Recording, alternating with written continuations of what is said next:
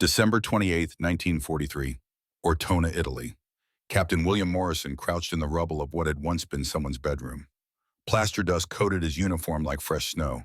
His fingers trembled as they gripped the detonator. 30 seconds.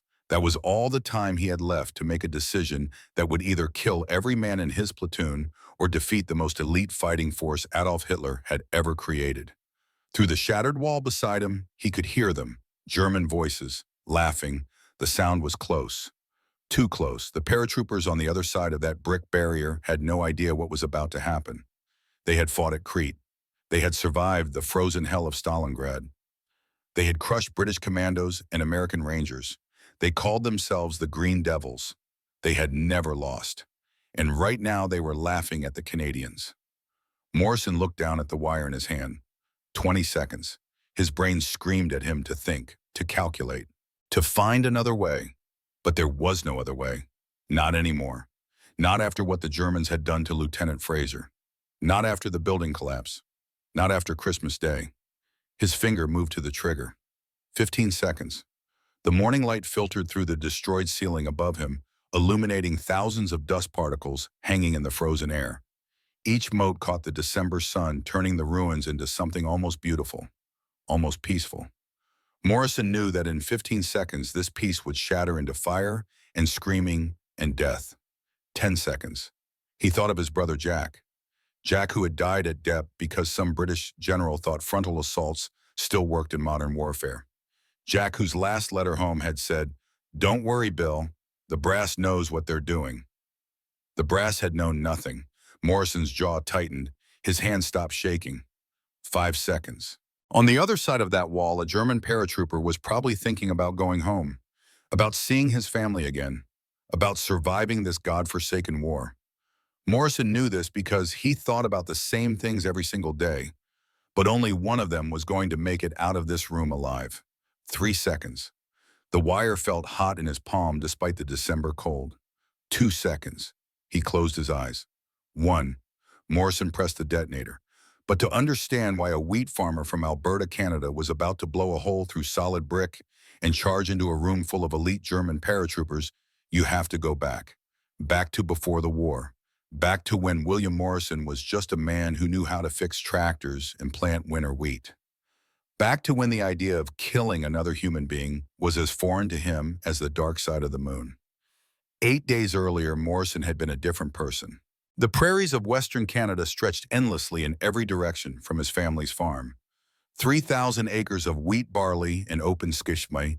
In the summer, you could stand on the porch of the farmhouse and see the curve of the earth itself. In winter, that same horizon turned white and brutal, teaching you that nature didn't care about your plans or your comfort or your life. That kind of land makes a certain type of man. Quiet, resourceful, stubborn as a January blizzard. William Morrison had spent 28 years becoming that man. He could strip an engine blindfolded. He could predict weather by the smell of the wind. He could work 18-hour days during harvest without complaint. What he could not do, had never learned to do, was quit. September 1939 changed everything. Morrison remembered the night war was declared. He and his younger brother Jack had gathered around the radio in the farmhouse kitchen. Their mother stood by the stove, hands twisted in her apron. The broadcaster's voice crackled through the static, formal and distant, announcing that Great Britain and France had declared war on Germany. Canada, as part of the British Commonwealth, would follow. Jack's eyes had lit up with something Morrison didn't recognize at first. It took him a moment to understand. Excitement. His kid brother was excited about war. "We should go," Jack had said. "We should sign up." Morrison had shaken his head. "Farm needs us. Ma needs us." "The farm will be here when we get back," Jack replied. "This is our chance to do something that matters." Their mother said nothing, just kept twisting that apron, her knuckles white. Morrison had held out for almost 3 years. While Jack enlisted with the Calgary Highlanders, Morrison stayed home. Someone had to keep the farm running. Someone had to make sure the wheat got planted and harvested. Canada needed food as much as it needed soldiers. That's what he told himself, anyway. The truth he never spoke aloud was that Morrison was terrified. Not of dying. The prairies taught you that death was just part of the cycle. But of dying stupidly. of throwing his life away because some officer who'd never held a rifle made a mistake. Then came August 1942. Morrison was in the North Field when he saw the truck coming down the long dirt road to the farmhouse. Even from a mile away, he knew. You always knew. The truck moved too slowly, too deliberately, like it was carrying something precious and terrible. He'd walk back across the wheat, each step taking forever and no time at all. By the time he reached the house, his mother was already on the porch holding the telegram. Jack Morrison, killed in action, Dieppe, France, August 19, 1942. The telegram didn't explain what had happened. It would be months before Morrison learned the truth. That British command had sent 5,000 Canadians to assault the French port of Dieppe, with no air support, no naval bombardment, and no realistic chance of success. That the Germans had been waiting. That the beaches had turned red with Canadian blood. That of the 3,000 men who made it ashore, only 2,000 came back. That Jack had died in the first 5 minutes of the assault cut down on the beach before he even reached the seawall. Morrison read his brother's last letter that night. Jack had written it 3 days before Dieppe. "Don't worry, Bill," it said. "The brass knows what they're doing. This is going to be a big show. I'll write you all about it when I get back." Morrison folded the letter carefully and placed it in his breast pocket. Then he walked into town and enlisted. He made himself one promise. Jack had died following orders from men who didn't know what they were doing. Morrison would follow orders right up until those orders got him killed. Then he would make his own. The Canadian Army in 1942 was desperate for men. They took Morrison without question. Farmer, age 26, strong, smart, able to fix machinery. Within weeks, he was on a troop ship heading for England. That's where he met James Mackenzie. Mackenzie was everything Morrison wasn't: loud, cheerful, built like a tree trunk. He'd worked as a logger in the forests of British Columbia before the war, felling cedars that were older than Canada itself. His hands were scarred from chainsaw work. His laugh could fill a room. They met during basic training in southern England, standing in line for mess hall dinner. Mackenzie looked at Morrison's unit patch. "Alberta," Mackenzie said. "Wheat farmer." Morrison nodded. "Lumberjack," Mackenzie replied, sticking out a massive hand. "James Mackenzie, Jimmy to anyone who doesn't make me angry." They shook. Morrison felt calluses that matched his own. "What brings a tree cutter to the infantry?" Morrison asked. Mackenzie's grin faded just slightly. "Heard about France falling in 40. Figured if the Germans can roll over the French that easy, they might come for us next.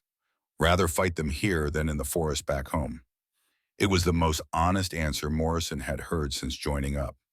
Most men talked about duty or glory or adventure. Mackenzie just wanted to keep the war away from the trees he loved. Besides, Mackenzie added, his grin returning.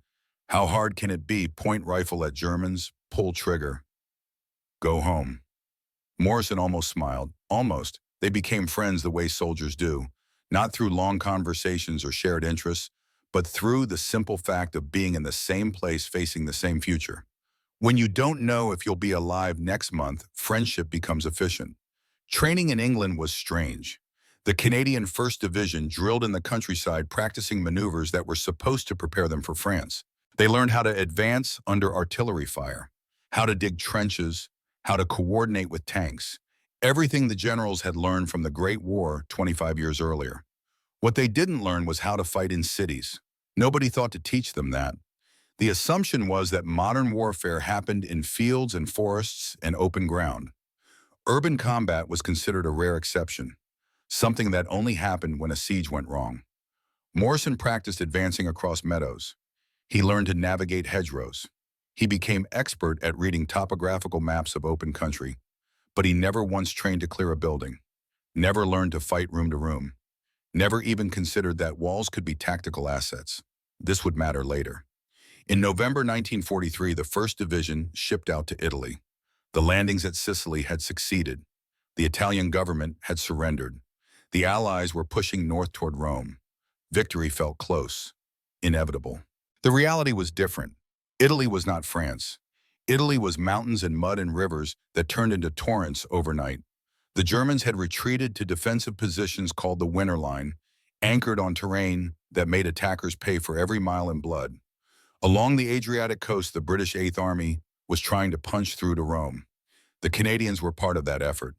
They slogged through rain and frozen ground fighting for villages whose names they couldn't pronounce. That's when Morrison met Thomas Chen. Private Chen was 22 years old, Chinese-Canadian, born in Vancouver. His grandfather had helped build the Canadian Pacific Railway laying track across the Rockies in conditions that killed hundreds of workers. His father ran a garage in Chinatown, teaching young Thomas how engines worked before the boy could read. Chen had enlisted in 1941, right after Pearl Harbor. The recruiter had looked at him with obvious doubt. "You sure about this, son?" the recruiter had asked. "War's not for everyone." Chen had met his eyes without blinking. "My family built the railway that connects this country. I think I can handle a rifle." He'd made it through training on pure skill. While other recruits struggled with weapons maintenance, Chen could field strip a Bren gun in 30 seconds flat. When a truck broke down during maneuvers, Chen fixed it with wire and a prayer. He was brilliant with anything mechanical. He was also quiet. Chen had learned early that speaking up in the Army brought attention, and attention for a Chinese Canadian usually meant trouble. Better to keep your head down. Do your job. Prove yourself through action. Morrison first noticed Chen during a river crossing exercise. The unit's assault boat had an engine problem. While the sergeant yelled and the other men stood around uselessly, Chen had calmly pulled the outboard motor apart, identified a fouled spark plug, cleaned it with its shirt, and had them running in 5 minutes. Morrison walked over afterward. "That was good work." Chen nodded but said nothing. "You know explosives too?" Morrison asked. Chen's eyes flickered with interest. "Some. My dad taught me about combustion engines. The principles are similar." "Stick close," Morrison said. "I think we're going to need someone who understands how things blow up." This casual conversation would save dozens of lives. By December 1943, the 1st Canadian Division had been fighting in Italy for months. They were no longer the fresh-faced recruits who'd shipped out from England. They'd seen men die. They'd learned that war wasn't adventure or glory. It was mud and exhaustion and random death. But they still hadn't faced what was coming.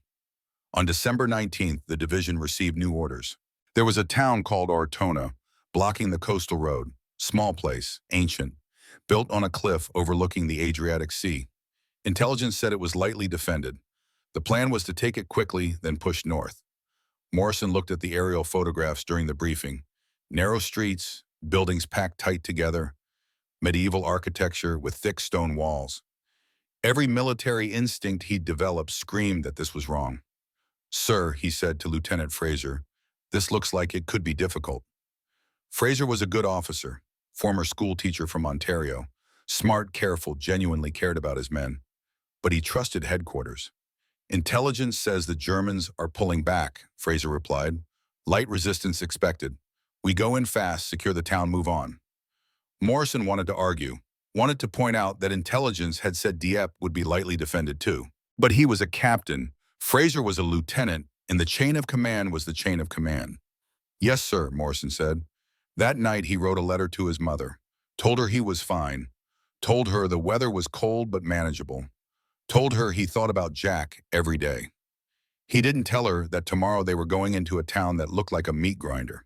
Didn't tell her that his instincts were screaming danger.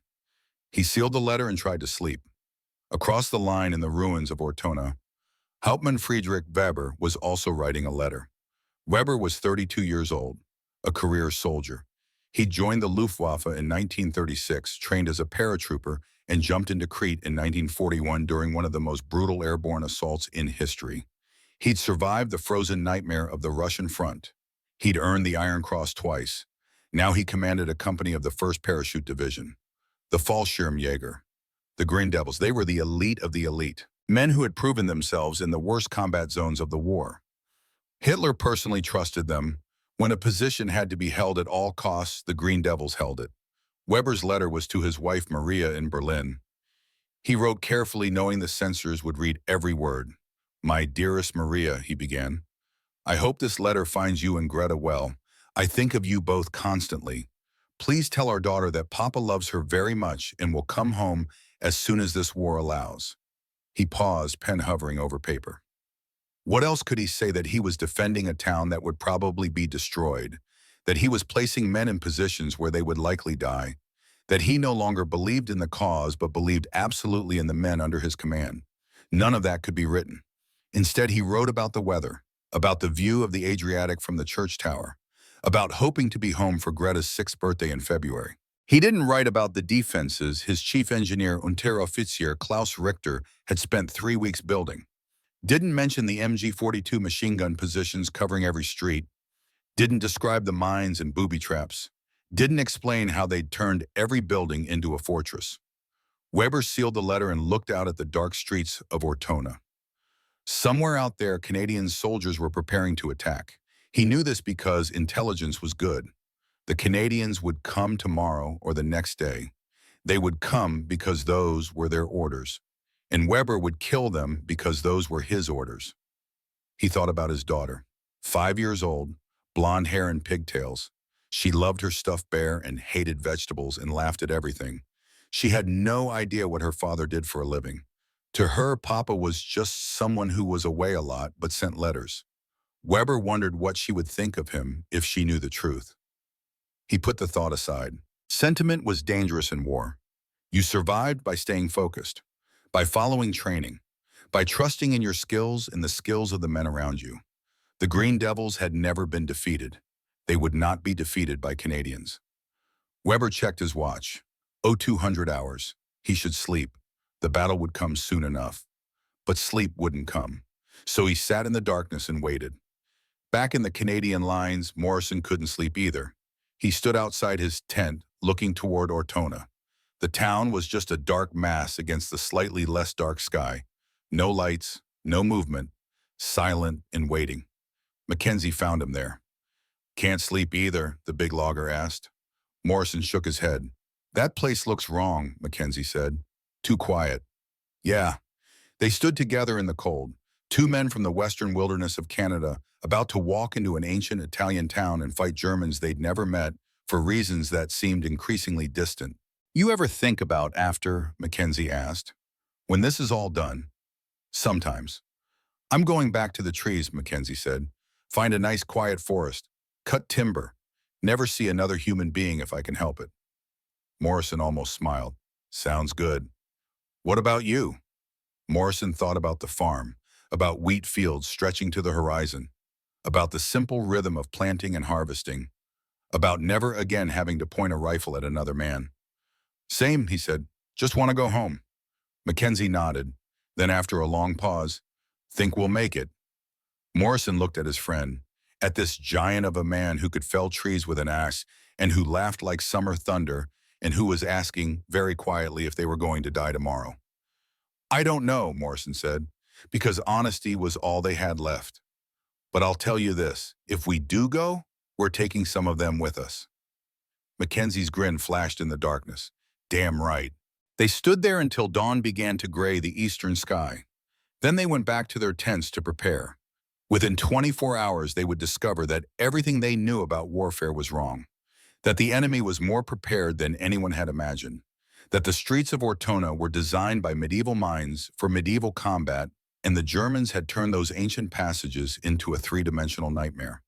Within 24 hours, Morrison would lose more men than he'd lost in all the previous months of combat combined. Within 24 hours, he would understand why the international press was already calling this place Little Stalingrad. But he didn't know any of that yet. Right now, as the sun rose over Italy on December 20th, 1943, Captain William Morrison was just a farmer who wanted to go home. And Hauptmann Friedrich Weber was just a father who wanted to see his daughter again. The war in its infinite cruelty would give neither of them what they wanted, at least not in the way they expected. December 20th, 1943, dawn. The first light came cold and gray over Ortona. Morrison watched the sun rise from behind a stone wall on the outskirts of town, his breath forming clouds in the freezing air. Around him, 32 men checked their weapons one final time. The sound of metal on metal, bolts sliding, magazines clicking into place. The small sounds that meant men were preparing to kill or be killed. Lieutenant Fraser moved down the line, speaking quietly to each section. When he reached Morrison, he paused. "Ready, Captain." Morrison looked toward the town. In the growing light, he could see the buildings more clearly now. Stone houses pressed together like teeth. Narrow streets that twisted and turned. Church towers rising above the red tile roofs. It looked medieval because it was medieval. Some of these structures had stood for 600 years. Morrison wondered how many of them would still be standing tomorrow. "Ready as we'll get," he said. Fraser nodded. He looked young in the dawn light. Too young. He was 30 years old, but right now he looked barely 20. Morrison had noticed this about combat. It either aged you instantly or made you look like a child playing soldier. "Intelligence says light resistance," Fraser repeated. It sounded like he was trying to convince himself. "We go in fast, secure the main square hold for reinforcements." Morrison said nothing. His instincts were screaming. Every nerve in his body told him this was wrong. But orders were orders. At exactly 0600 hours, the artillery opened up. The sound was immense. 25-pounder guns firing from positions 2 miles behind them. The shells screamed overhead like freight trains, their passage tearing the air itself. Morrison watched them impact on the far side of Ortona. Orange flashes. Columns of smoke and dust rising into the morning sky. The ground shook. For 30 minutes, the guns pounded the town. It was supposed to soften the defenses, destroy German positions, make the infantry's job easier. It did none of those things. At 0630, the barrage lifted. The sudden silence felt wrong. Morrison's ears rang. Around him, men rose from cover. This was it. Time to move. Fraser raised his hand, then dropped it. The Canadians advanced. They moved in a loose skirmish line, rifles ready covering each other as they approached the first buildings. Morrison's section took the right flank. Mackenzie's group moved up the center. Chen stayed close to Morrison, carrying extra ammunition and the radio. The first 100 yards were easy. Too easy. They crossed open ground without a shot being fired. Reached the outskirts of town. Still nothing. Morrison's unease grew with every step. They entered the Corso Vittorio Emanuele, the main street running into the heart of Ortona. The road was paved with ancient cobblestones worn smooth by centuries of foot traffic. Buildings rose 3 stories high on either side, creating a canyon of stone and shadow. 50 yards in, Morrison saw the first sign of trouble. A building on the left had collapsed into the street. Not from artillery. This was deliberate. The rubble formed a barrier 8 feet high, completely blocking the road. Morrison stopped, studied it. The debris was too perfect, too precisely placed. "Sir," he called to Fraser, "this is engineered. They want us to stop here." Fraser moved up, examining the obstacle. "Can we clear it?" "Not quickly, and not without exposing ourselves." Behind them, a Sherman tank rumbled up. Corporal Robert Dufresne commanded it from the turret, his Quebecois accent thick even through the radio static. "We can push through," Dufresne said. "Give us 5 minutes." The tank moved forward, tracks grinding on cobblestones. It reached the rubble pile and began to climb. The Sherman tilted up at a steep angle, treads churning. For a moment, Morrison thought it would make it over. Then the machine gun opened fire. The sound was distinctive. Not the crack of rifles, but a tearing noise like canvas being ripped. 1,200 rounds per minute, the German MG-42, the deadliest machine gun in the world. The bullets didn't hit the tank. They hit the infantry following it. Morrison saw Private Johnson go down first. The young man from Saskatchewan had been walking alongside the Sherman. The MG-42 burst caught him in the legs. He fell screaming. Medic Corporal Davies ran toward him without thinking. It was instinct. See a wounded man, help him. The sniper shot took Davies through the throat. Morrison watched the medic collapse. Watched the spray of red against ancient stone. Watched Davies try to speak and fail and die in 5 seconds. And he still couldn't see where the shots were coming from. "Contact front," someone yelled. Useless information. Everyone knew there was contact. What they needed to know was where. Another burst from the MG-42. This time Morrison saw the muzzle flash. Second floor window, 70 yards ahead. He raised his rifle, but the flash disappeared before he could aim. "Suppressive fire on that window," Fraser shouted. 10 rifles opened up. Bullets sparked off stone around the window frame. Glass shattered, but the MG-42 fired again from a different position. First floor now, different building. Morrison understood. They weren't fighting one machine gun. They were fighting a network. "Fall back," Fraser ordered. "Back to the square." The Canadians retreated, dragging their wounded. They left Johnson and Davies in the street. There was no choice. Anyone who went for the bodies would die. Morrison was the last one back. He took cover behind a fountain in a small piazza at the street entrance. His heart hammered. His hands shook. Around him, men gasped for breath.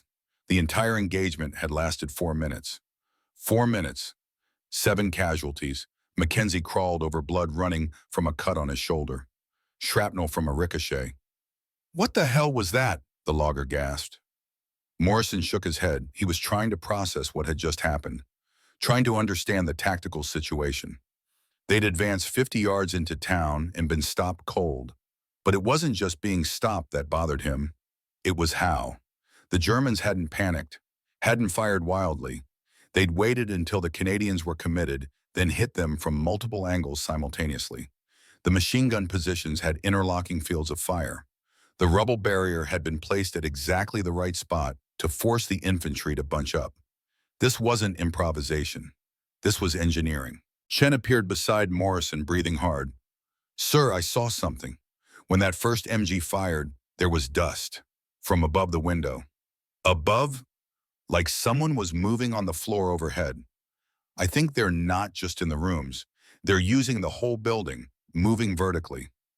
Morrison processed this. It made terrible sense. The buildings in Ortona were connected. Shared walls, interior staircases. A defender could fire from the second-floor retreat to the third cross through the attic to the next building, fire again from a completely different angle. It was 3-dimensional warfare, and the Canadians were trained for 2 dimensions. "We need to tell Fraser," Morrison said, but Fraser was already calling for orders from battalion. Morrison could hear the radio chatter. Battalion wanted them to push forward. Secure the town by nightfall. The offensive couldn't stop for 1 block street. Fraser looked sick, but he gave the order. "We try again. Different approach. Mackenzie, take your section up the left side street. Morrison, you go right. We flank the main road and meet in the center." Morrison wanted to argue, wanted to say this was suicide. But Fraser's eyes told him the lieutenant already knew. Orders from above. No choice. "Yes, sir." They moved out at 0800 hours. Morrison's section took a narrow alley running parallel to the Corso. The passage was barely wide enough for 2 men abreast. Washing lines still hung between buildings, forgotten laundry frozen stiff. Morrison moved slowly, checking every window, every door. They made it 20 yards before the booby trap. Private Henderson reached a doorway and tried the handle. The door was unlocked. It swung open easily. Too easily. Morrison saw the wire a half-second before Henderson did. "Don't." The grenade was rigged to the door frame. German stick grenade handle tied to the hinge. When the door opened, the handle pulled free. 4-second fuse. Henderson saw it. His eyes went wide.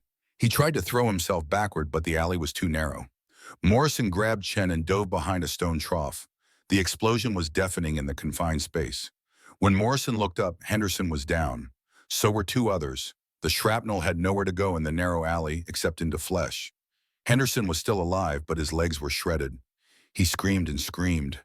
Morrison crawled to him, applied a tourniquet, morphine, called for stretcher bearers, all while waiting for the sniper he knew was watching. The sniper who would shoot anyone who came to help.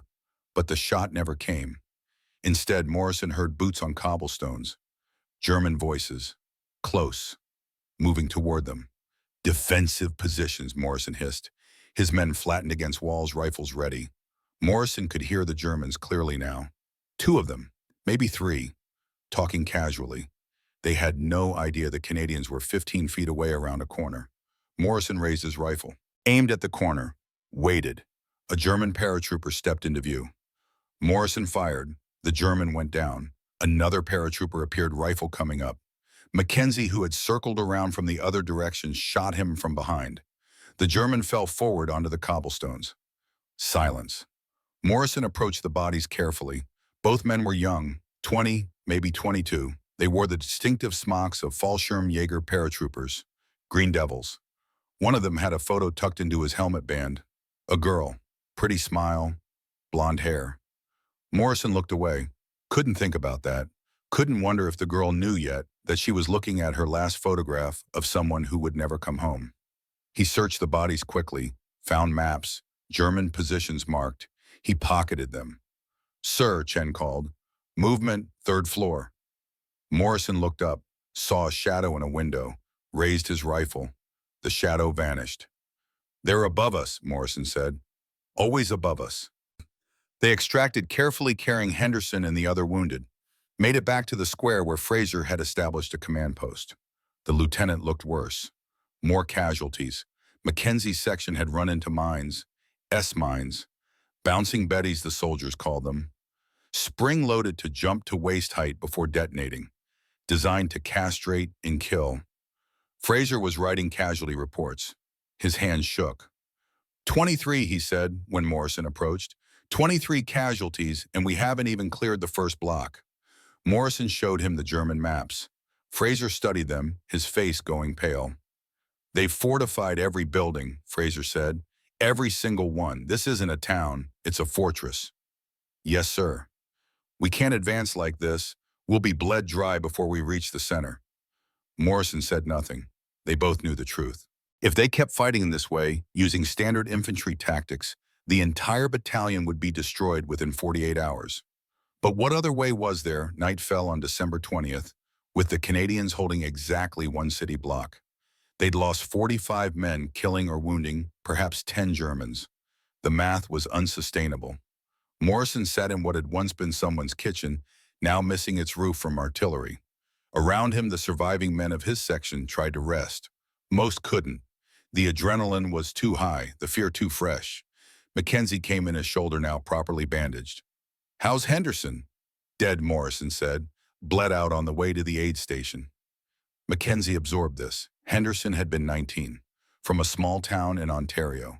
He'd talked constantly about his girlfriend back home, how they were going to get married when the war ended, buy a little house, have kids. Now he was dead in an Italian alley because he'd opened a door. This is bad, Bill, Mackenzie said quietly. Worse than anything we've seen. Morrison knew. Italy had been hard, Sicily had been brutal. But this was different. This was systematic slaughter. The Germans owned every angle, every sight line, every approach. They'd had weeks to prepare. They knew the ground. They had the better positions.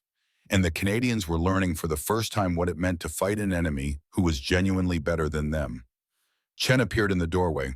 Sir Lieutenant Fraser wants to see you. Planning session. Morrison followed Chen through the rubble to a basement that Fraser had turned into a command post. Maps covered a makeshift table. Candles provided light. Fraser was there. So were the other section commanders. 8 men total. All that remained of a full-strength platoon. Fraser looked like he'd aged 10 years in one day. Gentlemen, he said, we have a problem. Battalion expects us to resume the attack at dawn. But if we continue using frontal assaults, we'll be wiped out within 2 days. I need ideas. Anything. Silence. Where's down? Aha, finds. What could they say? The enemy had every advantage. Morrison studied the maps, aerial photographs of Ortona. The town was a maze. Narrow streets, buildings pressed together, medieval layout designed for defense. The streets are killing us, Morrison said slowly. Every time we use a street, they're waiting. Then we don't use the street, someone suggested. Go through the buildings. We tried that, booby-trapped, every door, every staircase. More silence. Chen spoke up. Sir, can I see the map? Fraser slid it over. Chen studied it carefully. Morrison watched the young mechanic's eyes move across the town layout, saw him thinking, processing. These buildings, Chen said, they're terrace houses, like in Vancouver's Chinatown, built right next to each other, shared walls. So the walls are the only thing separating them. If we could get through one building, then we could go through the wall to the next building.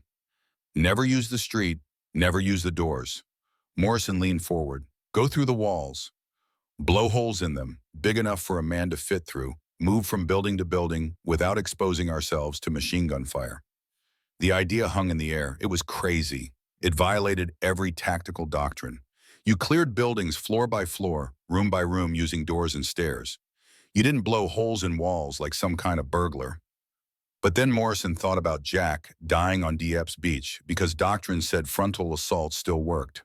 Thought about Henderson bleeding out in an alley because doctrine said you advance down streets. Thought about the growing pile of body bags because everyone kept following the same playbook the Germans had already figured out how to beat. That's insane, Fraser said. But he didn't say no. Morrison could see the lieutenant's mind working, weighing options, doctrine versus survival. Sir, Morrison said carefully, Jack died at Dieppe because we followed the book. I'm done following books that get my men killed. Fraser looked at him, really looked at him. Saw something in Morrison's eyes that made him nod slowly. Can we do it? Fraser asked Chen. Technically, can we actually blow through these walls? Chen thought about it. The buildings are stone and brick, old construction, maybe 18 inches thick. We'd need shaped charges, something to direct the blast inward instead of just scattering. And we'd need to be precise. Too much explosive and we bring the whole building down on our heads. Can you make these charges? Maybe, with PE4 explosive and some ingenuity, but I'd need time to test, to figure out the right amount. Fraser looked around the room at the other men. Anyone think this won't work? Everyone thought it wouldn't work. You could see it in their faces. But everyone was also calculating the alternative. More street fighting, more machine gun fire, more Hendersons. I think we're going to die either way, Mackenzie said. Might as well die trying something new. Fraser made his decision. Morrison, take Chen and work on this tonight. I'll stall battalion until noon tomorrow. If you can make it work, we try it. If not, we go back to standard assault and pray. Morrison nodded. Yes, sir. He and Chen left the command post and found a ruined building on the edge of the Canadian perimeter. Chen gathered materials, PE4 plastic explosive, detonation cord, timers. He worked with the focused intensity of a man who understood that lives depended on getting this right. Morrison watched him shape the explosive into a cone. Why that shape? Shaped charges work by directing the blast, Chen explained. Instead of the explosion going everywhere, the cone focuses it into a penetrating jet. Tank killers use the same principle. Will it work on walls? In theory. Chen positioned the charge against a section of brick wall. Stand back, sir. They moved to cover. Chen lit a fuse. 5 seconds. The explosion was sharp and focused. When the dust cleared, there was a hole in the wall, ragged, maybe 2 feet across, but definitely a hole. Chen examined it critically. Needs more explosive and better shaping. But the concept works. They spent the next 4 hours refining the technique, testing different amounts of explosive, different shapes, different positions on the wall. By dawn, Chen could reliably blow a hole 3 feet in diameter through 18 inches of brick and stone. Morrison looked at the final test hole. You could fit a man through it, just barely, crawling, but definitely passable. This might actually work, he said. It will work, Chen replied. He sounded certain. The question is whether we'll survive using it. Fair point. December 21st, dawn. Morrison presented the plan to Fraser. We pick a row of terrace houses, 5 buildings connected. Germans occupy the middle 3. We hold the first. We blast through from the top floor. Move through the attics. Come at them from angles they're not watching. Fraser listened, nodded. Battalion approved a limited test. 1 section. If it works, we expand. If it fails. He didn't finish. Everyone knew what failure meant. Morrison picked his best men. Mackenzie, despite his wounded shoulder. Chen, obviously. 6 others. 9 men total. Enough to clear buildings, but not so many that losing them would cripple the unit. They moved into position at 0530 while it was still dark. Occupied the first terrace house. Moved quietly to the top floor. Chen placed his charge against the far wall, the wall that separated them from the next building. Morrison gathered his men close. When it blows, we go through fast. Grenade first, then suppressive fire, then entry. Just like we trained. Except we're coming through a wall instead of a door. The men nodded. They looked scared. Morrison didn't blame them. He was scared too. Chen, Morrison said, do it. Chen lit the fuse. They had 5 seconds. Morrison counted them in his head. 5, 4, 3, 2. The explosion was louder than expected in the enclosed space. The wall didn't just crack. It erupted inward. Bricks and mortar and dust filled the room. Visibility dropped to 0. Morrison couldn't see his hand in front of his face, but he'd memorized where the hole should be. He pulled a grenade from his belt, pulled the pin, threw it blindly through the dust cloud toward where the hole had to be. 4 seconds. The grenade detonated. Morrison heard screaming. German voices, confused, panicked. Mackenzie was already moving. The big logger stuck his Sten gun through the hole and fired. Full magazine. 32 rounds in 4 seconds. The sound was deafening. Then Morrison was moving, diving through the hole, rolling, coming up with his rifle. The dust was clearing. He could see now. A bedroom. German equipment scattered on the floor. Blood on the walls. 2 bodies. 1 German paratrooper still alive, staggering, reaching for his weapon. Morrison shot him. Point blank. The man fell. Mackenzie came through behind him. Then Chen. Then the others. They cleared the room in seconds. Moved to the next wall. Chen placed another charge. Again the explosion. Again the dust. Again the dive through into the next building. This time they found the room empty. The Germans had fled. Hearing the explosions, not understanding what was happening, their carefully prepared defenses suddenly irrelevant because the enemy wasn't coming through the doors. Morrison's section moved through 5 buildings in 30 minutes. They didn't use a single street, didn't trigger a single booby trap, emerged on the far side of the block, having bypassed every German position. 0 casualties. When they radioed back to Fraser, there was a long pause before the lieutenant responded. Say again, Captain. 0 casualties. Confirmed, sir. 0. The technique works. Another pause. Morrison could almost hear Fraser's mind recalculating. If they could advance without casualties, if they could bypass the German defenses entirely. Hold position, Fraser said. I'm calling battalion. Within an hour, the order came down. All Canadian units in Ortona would adopt the mouse-holing technique immediately.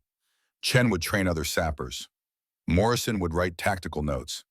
The entire operational plan was changing. Across the street in a German observation post, Hauptmann Weber watched through binoculars. He'd seen the Canadians enter the first building, watched his men prepare to ambush them when they emerged onto the street. But they never emerged. Instead, he heard explosions, muffled, coming from inside the buildings, dust puffing from third-floor windows, then silence. Then his radio crackled. The squad in those buildings wasn't responding. Weber sent another squad to investigate. They found the buildings cleared, Germans dead or captured, and holes. Jagged holes blown through walls. A tunnel from house to house. Weber stared at the holes. He'd fought Russians, Americans, British. He'd never seen anything like this. Oberst Steiner, he radioed to his commander. The Canadians have found a way around our defenses. Explain. They're not using the streets, sir. They're tunneling through the walls. We can't stop them because we never prepared for this. Long silence on the radio, then Steiner's voice cold and hard. Then we adapt Hauptmann, make them pay for every building. Make them pay in blood. Yes, sir. But Weber's hands were shaking as he lowered the radio because he understood what this meant. The Canadians weren't following any known tactical doctrine. They were inventing, improvising, learning faster than the Germans could adapt. These weren't the amateur farm boys intelligence had promised. These were something else entirely. That night, Weber wrote in his journal, a habit from years of combat. He found that writing helped process things, made sense of chaos. December 21st, 1943, he wrote, the Canadians did something today I've never seen in 3 years of war. They showed innovation under pressure. They adapted when their tactics failed. They thought like engineers, not soldiers. He paused, thought about his daughter, about Greta asking when Papa would come home. I begin to wonder, he continued writing, if we will hold this town, not because the enemy is stronger, but because they refuse to fight the way we expect. He closed the journal. Tomorrow would bring more fighting, more dying. But something had changed. The equation had shifted. For the first time since arriving in Ortona, Friedrich Weber considered the possibility that the Green Devils might lose. And in the Canadian lines, William Morrison sat with his men. They were exhausted, filthy, covered in plaster dust and brick powder. But they were alive. All of them. For the first time since entering this cursed town, an entire day of fighting had passed without losing a single man. Mackenzie was grinning. We beat them, Bill. Actually beat them. Morrison nodded slowly, but he didn't share Mackenzie's joy, because he knew the Germans wouldn't sit idle. They'd adapt, find countermeasures. Tomorrow would be harder. Still, for tonight, they'd won.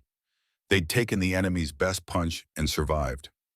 More than survived, they'd evolved. Chen appeared with captured German rations, actual food instead of the usual tinned garbage. They shared it around. Someone produced a bottle of wine from a ruined house. They passed it. To Fraser, someone said, for listening to a crazy idea. To Chen, Mackenzie added, for having the crazy idea. To Jack, Morrison said quietly, and Henderson and Davies and all the others, may we finish what they started. They drank. Tomorrow would bring Christmas and tragedy and an escalation of violence that would shock even these hardened men. But tonight the farm boys had proven something to themselves, to the enemy, to the world. They could learn, they could adapt, they could fight, and they absolutely would not quit. December 22nd through 24th passed in a blur of explosions and dust and death. Morrison's mouse-holding techniques spread through the Canadian battalions like wildfire. What had seemed impossible 3 days earlier now became routine. Blow a hole, throw grenades, suppress with automatic fire, pour through the gap, clear the room, move to the next wall. Repeat. The Germans adapted as best they could. They reinforced interior walls with sandbags. They positioned men specifically to watch for breaches. They rigged entire rooms with explosives hoping to collapse buildings on the Canadians as they tunneled through. Sometimes it worked. Private Collins died when a floor gave way beneath him, dropping him 3 stories into a basement filled with rubble. Sergeant Mitchell triggered a booby trap that killed 2 men and wounded 4 others. The fighting remained brutal and close and personal. But the mathematics had changed. Before mouse-holing, the Canadians were losing 40 men a day for minimal gains. Now they lost 7, 8, 10 at most. Still terrible. Still far too many. But sustainable. Just barely. They pushed deeper into Ortona. Block by block. House by house. The ancient town was being systematically destroyed. Artillery from both sides. Explosives from mouse-holing. Fire from incendiaries. By December 24th, entire streets had ceased to exist as anything but rubble and memories. Morrison barely slept. When he did, he dreamed of walls, of blowing holes through brick and stone forever, of an endless maze where every room held enemies and every door held death. He would wake gasping, reaching for his rifle before remembering where he was. The men were changing too. Morrison could see it in their eyes. The farm boys and loggers and mechanics were being forged into something harder. Something that could function in the chaos of urban warfare. They moved differently now, more cautiously, more deliberately. They'd learned to read buildings, to sense danger, to trust their instincts over their training. Chen had become invaluable. The Chinese-Canadian mechanic could estimate the exact amount of explosive needed for any wall just by looking at it. He taught other sappers his techniques, showed them how to shape charges for maximum penetration with minimum collateral damage. Soldiers who'd ignored him back in England now followed his instructions without question. Mackenzie, despite his wounded shoulder, refused evacuation. He'd bound it tight and kept fighting. The big logger had a talent for close-quarters combat. Something about his size and strength made him devastating in confined spaces. Morrison had watched him clear 3 rooms single-handedly when a mousehole breach went wrong and separated the section. But it was Fraser who held everything together. The young lieutenant coordinated movements, managed supplies, wrote letters to the families of the dead. He looked exhausted, hollow, but he never stopped, never quit. Morrison respected that. December 25th dawned cold and clear. Christmas Day. Morrison woke to the sound of distant artillery, German guns shelling Canadian rear positions. The barrage was half-hearted. Even the Germans seemed tired. 4 days of intense combat had ground both sides down to exhaustion. Word came at 0900 hours. There would be no offensive operations today. Both sides seemed to have reached an unspoken agreement. Christmas deserved at least a pause, if not a proper ceasefire. At 1300 hours, Morrison heard something impossible. Music, an organ, playing Silent Night. He followed the sound to the church of Santa Maria di Costantinopoli. The building had somehow survived, mostly intact. Artillery had taken bites out of the walls and blown holes in the roof, but the main structure still stood. Inside, Morrison found something surreal. The Seaforth Highlanders quartermaster had performed a miracle. Long tables covered with white tablecloths, real plates, real silverware, and food, actual hot food. Roast pork, potatoes, vegetables, pudding, even beer. An old Italian organist sat at the church organ playing Christmas carols. The man's hands shook with age or fear or both, but the music was beautiful, haunting. It echoed off stone walls and mingled with the distant sound of machine gun fire. Fraser found Morrison staring at the scene. The quartermaster wanted to do something for the men, Fraser explained. Something to remind them why we're fighting, what we're trying to preserve. Morrison nodded slowly. Civilization. That's what this was. A tiny island of civilization in an ocean of barbarism. We're doing shifts, Fraser continued, 20 minutes each. Eat, rest, then back to the line so the next group can come. Morrison's section got the 1,500 hours slot. They filed in dirty and exhausted, many still carrying their weapons because they didn't trust leaving them behind. The juxtaposition was jarring. Men covered in blood and plaster dust sitting at tables with white linens. Morrison sat between Mackenzie and Chen. The food was placed before them. Real food on real plates. For a moment, nobody moved. They just stared. After weeks of cold rations eaten from tins while crouching in rubble, this seemed impossible. Well, Mackenzie said finally, Merry Christmas, lads. They ate, slowly at first, then faster. The food was good, better than good. It tasted like home, like peace, like a world where men didn't kill each other over ancient Italian towns. The organist switched to the king. Everyone stood automatically, stood to attention in their filthy uniforms with their weapons and their wounds and their exhaustion. The music played. Some men had tears in their eyes. Morrison understood. It wasn't about the king or the anthem. It was about something bigger, something they were afraid they'd lost in the killing. Morrison looked at Chen. Merry Christmas, Tommy. Chen smiled. It was the first smile Morrison had seen on the young mechanic's face in days. First Christmas away from family, sir. We're your family, Bow, Morrison said. He meant it. Mackenzie raised his beer bottle. To absent friends, to Jack, to Henderson, to Davies, to all the boys who didn't make it this far. They drank in silence. The toast was heavy. Too many names. Too many faces that would never see another Christmas. Private Danny Walsh sat across from Morrison, 19 years old, from Nova Scotia. He'd been Mackenzie's friend since basic training. The two of them had bunked next to each other, trained together, shipped overseas together. Walsh was engaged to a girl back home. He showed everyone her picture at least once a day. Pretty brunette named Sarah. They were going to get married when the war ended. Walsh was laughing at something. Morrison couldn't hear what over the organ music, but the boy looked happy, actually happy. For just a moment in this ruined church on Christmas Day, Private Danny Walsh looked like a 19-year-old kid instead of a soldier. See you later, Jimmy, Walsh said to Mackenzie. He stood, picked up his rifle. His 20 minutes were up. Time to rotate back to the front line so the next section could eat. Mackenzie grinned at his friend. Keep your head down out there. Walsh winked. Always do. He walked out of the church. Morrison checked his watch. 15:23 hours. He had 7 more minutes before his own section had to rotate. At 15:26 hours, they heard the shot. A single rifle crack. Sharp and clear even over the organ music. The kind of sound that makes soldiers freeze because they know exactly what it means. Mackenzie was on his feet instantly. Running, Morrison grabbed for him, but the logger was too fast. Out the church door, into the street. Morrison followed, knew he shouldn't, knew it was probably a trap. But Mackenzie was his friend, and friends didn't let friends run into danger alone. The street outside the church was empty. No, not empty. There was something in the middle of the cobblestones. Someone. Danny Walsh lay on his back, eyes open, staring at the sky, a single bullet hole in his chest, right through the heart. He died instantly. Mackenzie reached him, dropped to his knees, grabbed Walsh's shoulders. Danny, come on. You're okay. You're okay. But Walsh wasn't okay. Walsh was dead. Killed 3 minutes after eating Christmas dinner. 3 minutes after laughing. 3 minutes after walking out of a church playing Silent Night. Morrison scanned the rooftops, looking for the sniper. But there was no target, no movement, just silence. More men poured out of the church. Medics ran to Walsh, but there was nothing to do. You couldn't fix a hole through the heart. Chen helped Morrison pull Mackenzie away.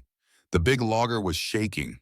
Not crying, just shaking, like his body couldn't process what his eyes were seeing. They carried Walsh's body back inside the church, laid him near the altar. The organist had stopped playing. The remaining men in the dining area sat in stunned silence. Fraser appeared, looked at Walsh, looked at Mackenzie, looked at Morrison.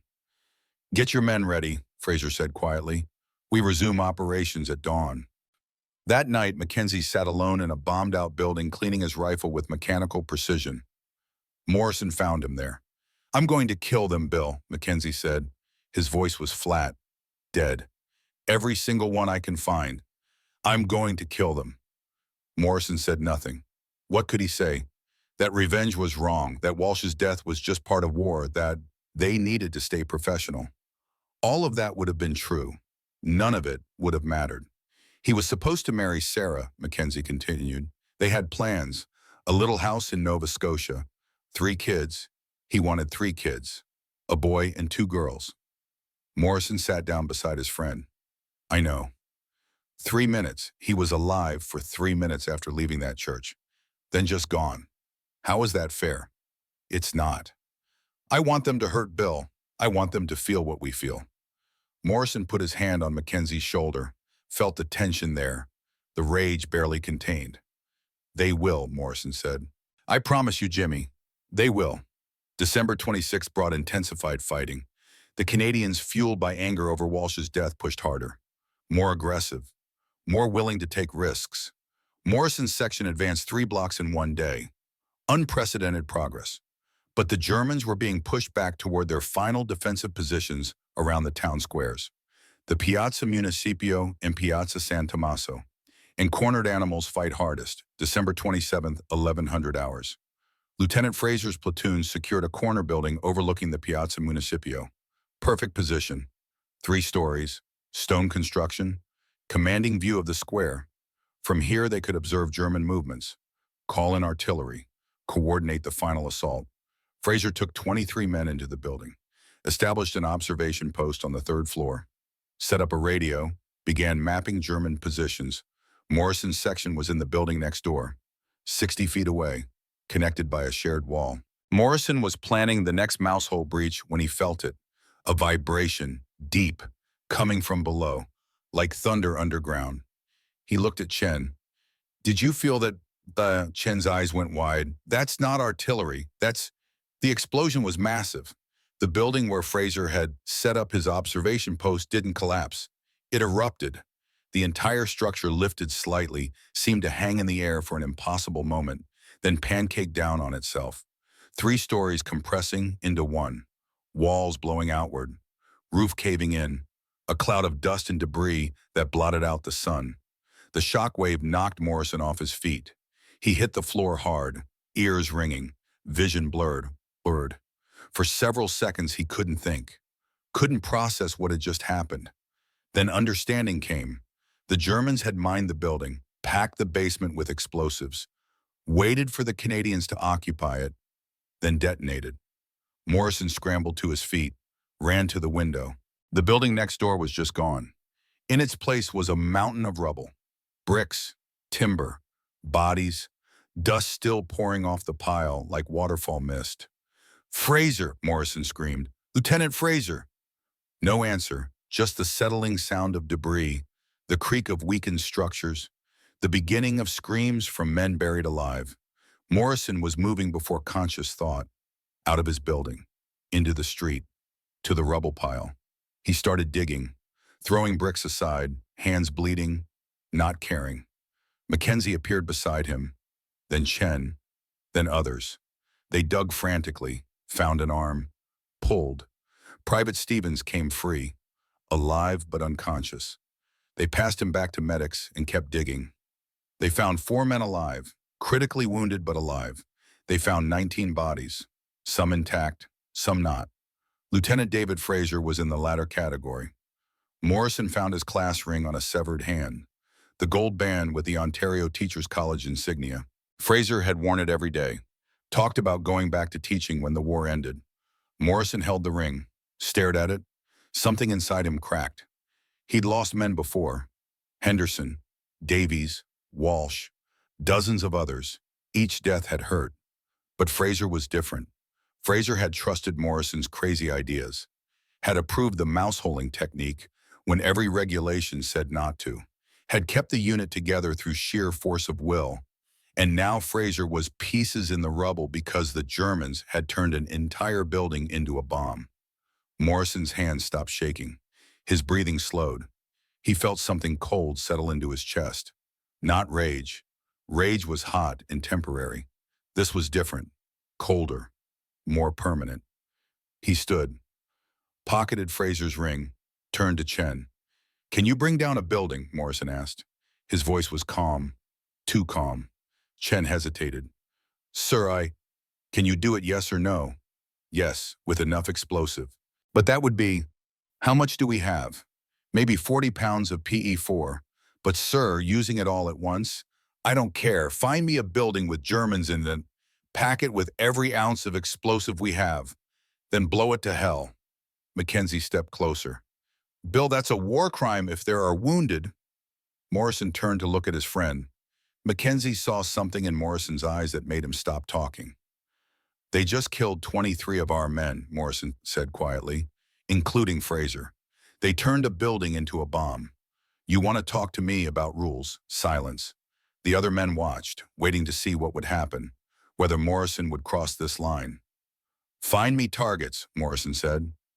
Now. Within an hour they had one. A building 2 blocks away, German staging area. Intelligence said a full company rotated through there between shifts, 40 to 50 men at any given time. Morrison didn't ask if there were wounded, didn't ask if some of those men might be medics or support staff, didn't ask anything except whether Chen could destroy it. "I can destroy it," Chen said. "But sir, are you sure this is different from combat? This is finishing what they started. Are you with me or not?" Chen looked at Morrison, at Mackenzie, at the pile of rubble that had been Fraser's position. He nodded slowly. "I'm with you."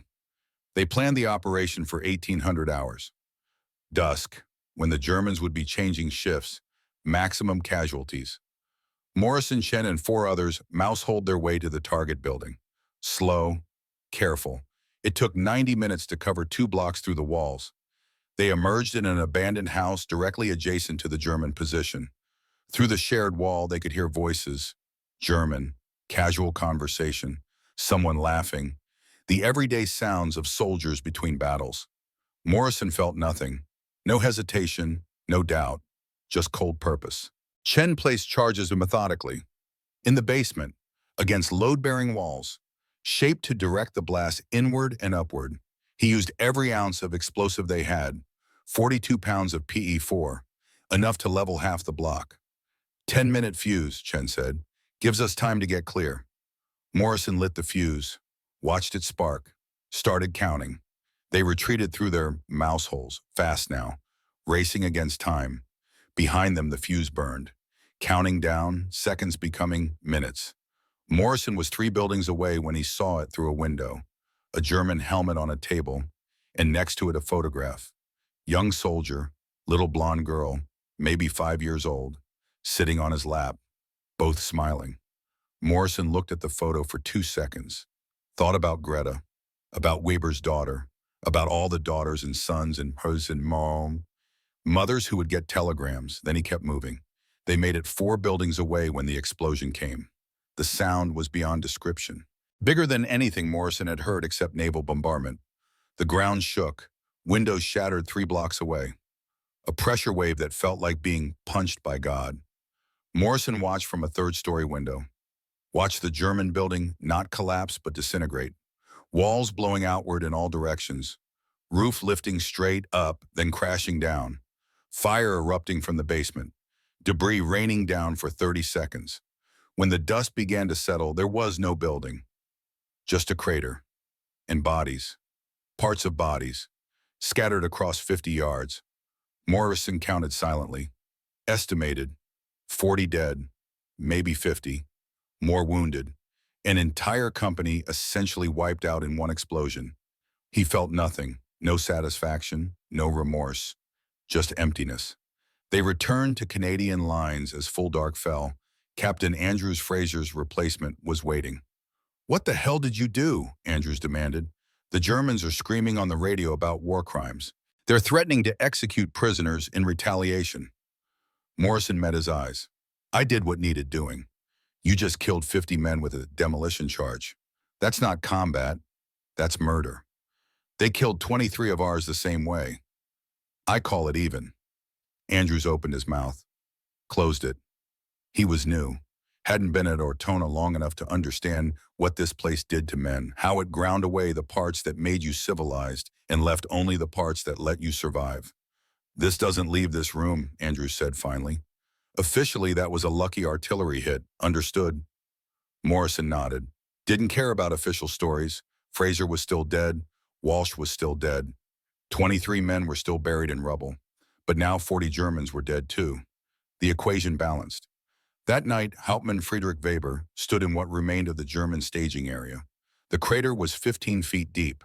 He could still smell the explosive. Could see the blood on the rubble. An entire company. Gone. Some of these men he'd known for years, trained with, fought with. Now they were pieces. Weber had seen terrible things in this war.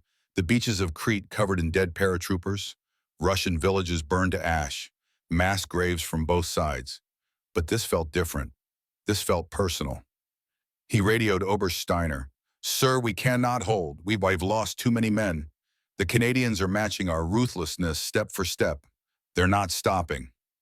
Long pause, then Steiner's voice, older somehow, defeated. "Prepare withdrawal routes, Hauptmann. Quietly, we evacuate at 2200 hours tomorrow." Weber almost dropped the radio. The Green Devils had never retreated. Not from Crete, not from Russia, nowhere. They were the elite. They didn't run. "Sir, the men will follow orders," Steiner snapped. "We've lost 40% strength. We have no ammunition for sustained combat. And the Canadians are clearly willing to pay any price. There is no shame in tactical withdrawal." The transmission ended. Weber stood in the ruins. Around him, medics were still searching for survivors. Finding none. Just bodies. Just pieces. He thought about Greta, about going home, about surviving. For the first time in 3 years of war, Friedrich Weber felt something he'd never felt before. Fear. Not of dying. He'd made peace with death long ago, but fear that he was on the wrong side. That these farm boys fighting with such determination, such innovation, such willingness to adapt might actually represent something better than everything he'd been fighting for. The thought was treasonous. Dangerous. But Weber couldn't shake it. December 28th, 0400 hours. The final push. Morrison's loyal Edmontons would assault the Piazza Municipio from the north. Mackenzie's Seaforths would take the Piazza San Tommaso from the south. Simultaneous attacks. Coordinated artillery. This was it. The last German strongpoints. Morrison gathered his section. 8 men remained from the original 32 who'd entered Ortona 8 days ago. 8. The rest were dead or wounded or so shell-shocked they couldn't function. "This is the last building," Morrison told them. "One more mouse hole, one more breach. Then we're in the square. After that, we go home." Simple words, but they mattered. Home, the idea of home, of surviving, of this nightmare ending. Chen placed the final charge at Euro 610. Morrison looked at his men, farm boys and mechanics and loggers who'd become the deadliest urban warfare specialists the Allied armies had ever produced. "For Fraser," Morrison said, "for Walsh, for Jack, for all of them." The explosion came. They poured through. The room was defended, but Morrison's section had done this 100 times now. Grenades, suppressive fire, close assault. The Germans fought hard, but they were exhausted, depleted, broken. Morrison was the first Canadian to set foot in the Piazza Municipio. He stood in the square and looked around. The town was unrecognizable. Not a single building intact. Rubble everywhere. Fires still burning. The beautiful medieval town had been reduced to ruins, and it was silent. No machine gun fire. No explosions. Just silence. Morrison's radio crackled. Mackenzie's voice. "South Square secured. Repeat, South Square secured."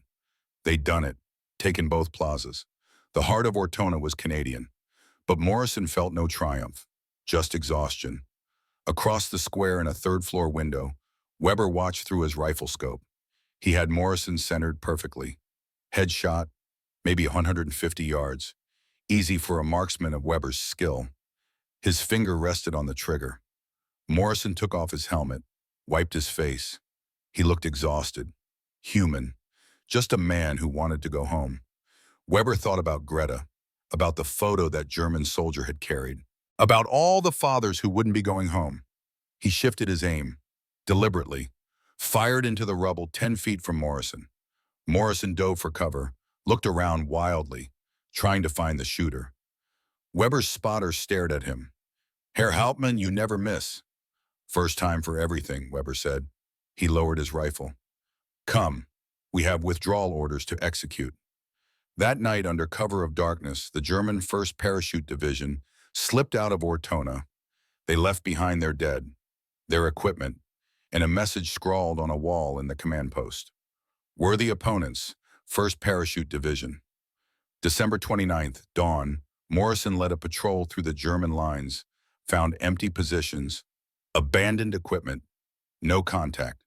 They'd won. The farm boys had beaten the Green Devils. The final count was brutal. Canadian casualties 502 killed, 1,372 wounded. The loyal Edmontons had lost 40% of their strength. The Sea Force, 35%. German casualties were estimated at 400 killed, 800 wounded. Ortona was a ruin, a ghost town, dead, but it was theirs.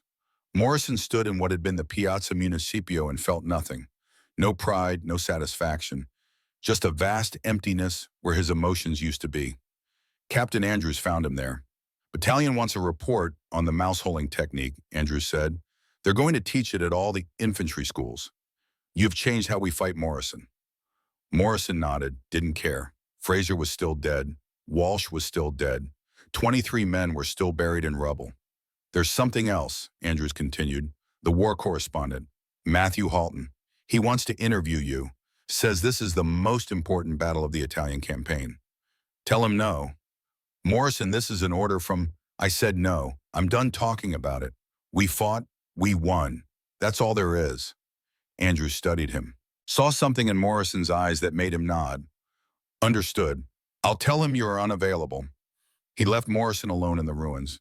That night, Morrison visited the makeshift cemetery outside town.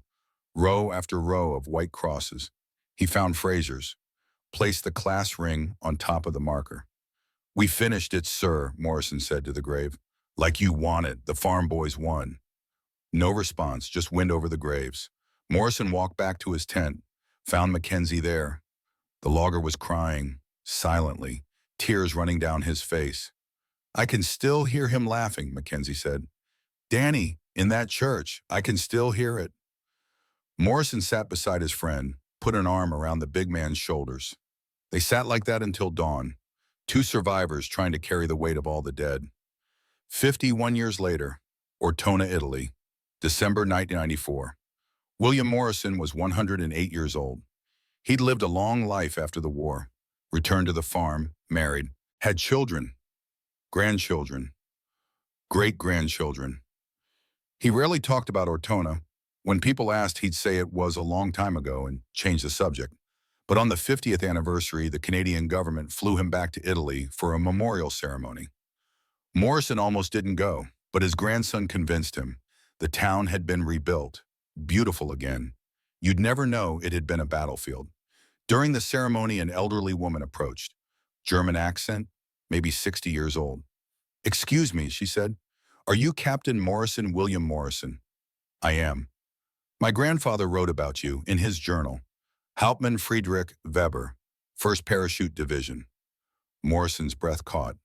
Weber, the name was familiar. He'd seen it in captured German documents. The woman handed him a worn journal. "He passed away 5 years ago, but he wanted you to have this." Morrison opened it, found an entry dated December 28, 1943. "Had Captain Morrison in my sights today. Perfect shot. Could have ended it. But I thought about Greta, about going home, about all the fathers who won't. I let him live, not because of mercy, but because he earned it. The farm boys fought like we do, for their men, not for glory. They deserve to win." Morrison looked up. Your grandfather spared me. He said you were the only enemy he ever respected. Morrison felt tears on his face. First time he'd cried about Ortona in 50 years. I wish I could have met him, Morrison said, to say thank you. The woman smiled sadly. He said the same about you, that in another life you would have been friends. That night, Morrison stood at the memorial. Names etched in stone. Fraser, Walsh, Henderson, Davies, all of them. We did it, he whispered. We beat them. And then we came back and built this. Made it beautiful again. That's the real victory, isn't it? Not the killing, but what comes after. William Morrison died peacefully in 2015, age 110. One of the last survivors of Ortona. The mouse-holding technique he and Chen pioneered is still taught at military academies worldwide. It saved thousands of lives in Aachen, Berlin, Fallujah, Mosul. The farm boys changed warfare forever. Not through strength or technology, but through innovation born of desperation, through refusal to accept death on someone else's terms. They were amateurs who beat professionals, civilians who defeated elite soldiers, ordinary men who did extraordinary things. And they proved something that echoes through history, that when free men fight for each other, for home, for the simple right to survive and build and grow, they cannot be beaten. Not by doctrine, not by experience, not by reputation. The Green Devils were the best, until they met farm boys who refused to quit. That's the lesson of Ortona, not about tactics or weapons or strategy, but about the unstoppable power of ordinary people who decide they've had enough, who decide to fight back, who decide to win.